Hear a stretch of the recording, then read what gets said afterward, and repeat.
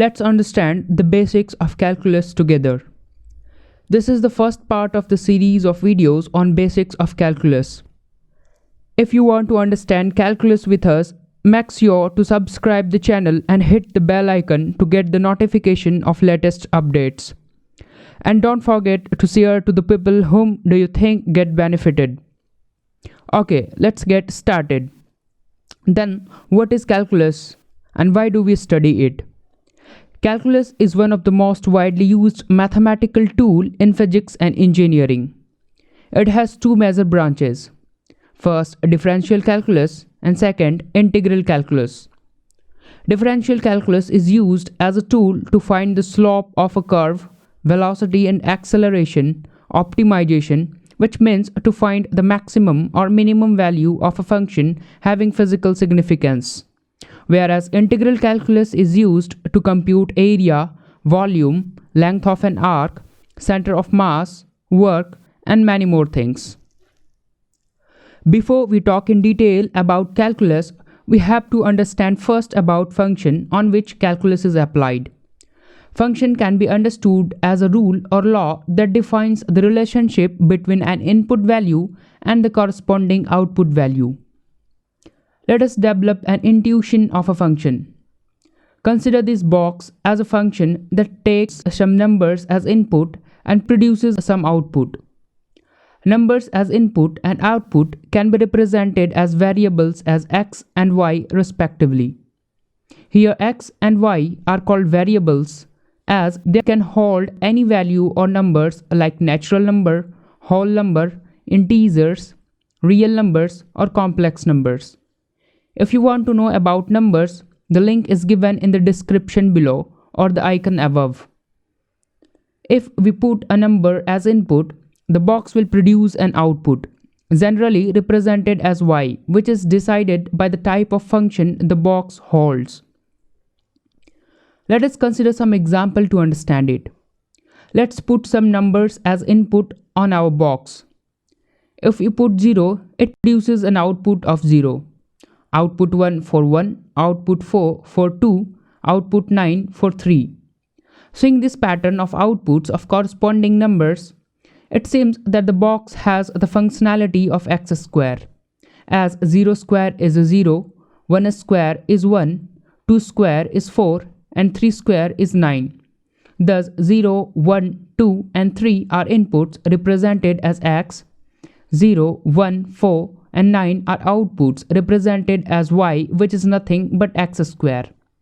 Thus we can write the output y equals to x square. So we can say that the output y is a function of x, that is, the value of y is dependent on the value of x. Thus, y is called dependent variable, but x is called independent variable, as its value is not dependent on other. Though input x can be any numbers, sometimes there are exceptions based upon the type of function and the result we want. This will be clear when we see some examples. Let's now precisely define a function. Function is a rule or correspondence from a non-empty set A to a non-empty set B that associates each number of set A to a unique number of set B.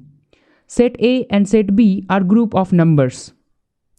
Symbolically, we write it as this and read it as f is a function from set A to set B. Let us consider set A is equal to -1, 0, 1 and set B is equal to 0, 1, 2, just an arbitrary group of numbers.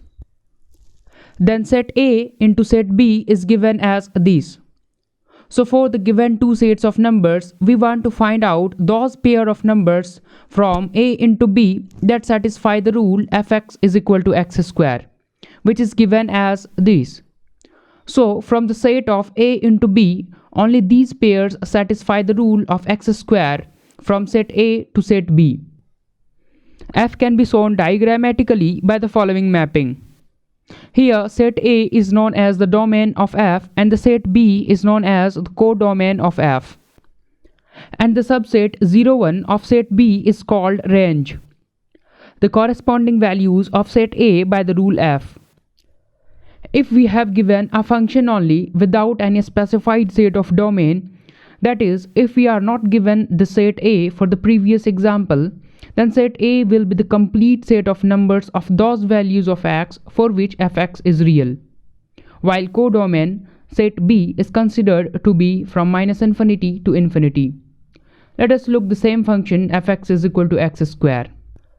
For this function, domain is a set of all real numbers, as whatever value we specify for the input x, there exists some real value of fx. This also says that range will also be the set of all real numbers. Consider another function fx is equal to under root x. For this function, we can see that x can't be any value of real numbers, as if x is negative, let's say -4, then fx become under root -4, that is a 2i, a complex number. So this value is not valid as we are talking about real functions only. That is, both input and output should be real. So for the given function, domain is a set of only positive real numbers. Codomain is a set of all real numbers -infinity to infinity as discussed earlier. And range, the value of the dependent variable y or fx, is a set of all positive real numbers, because we will get the set of all positive real numbers of fx for corresponding values of domain x. Consider another equation y square is equal to x, or y is equal to plus minus under root x. For this equation, for each value of x, we are getting two values of y. For example, for x is equal to 4, y is equal to plus 2 and -2. This is not valid for a function to be defined precisely. That is, there can't be two values of y or fx for one value of x. This can be seen in another way, as we are giving single input to the function box but getting two values on output side, which is not logical. If we see the definition of function once again, it will become clear. Function is a rule or correspondence from a non-empty set A, which is domain, to the non-empty set B, which is codomain, that associates each number of set A to a unique number of set B. In other words, a function is a relation between an input, the independent variable x or the domain, and an output, codomain, such that each input corresponds to exactly one output, the independent variable y, called range. But for two or more values of x, there may be only one corresponding value of y. That is, there may be the possibility that for two or more values of input, we are getting same output. For example, for the function y is equal to x square, for x is equal to plus 1 or -1, the value of y is 1. The function we talked till now is an one variable function, as the value of fx or y depends only on one variable x. But there may be multivariable function, that is, the value of a function depends on two or more than two variables. For example, z is equal to x square plus y.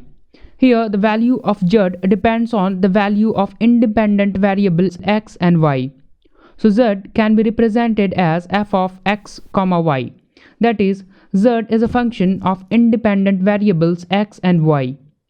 Similarly, there are three variables function. For example, w is equal to x square minus y square plus z square. Or w is a function of three variables x, y and z. So w is equal to f of x, y, z. Similarly, there may be n variable function. This can be represented in a general form as this. That is, z is a function of independent variables x1, x2, x3 to xn. This is all about basic of functions. In the next video, we will see the graphical representation of functions. Thank you.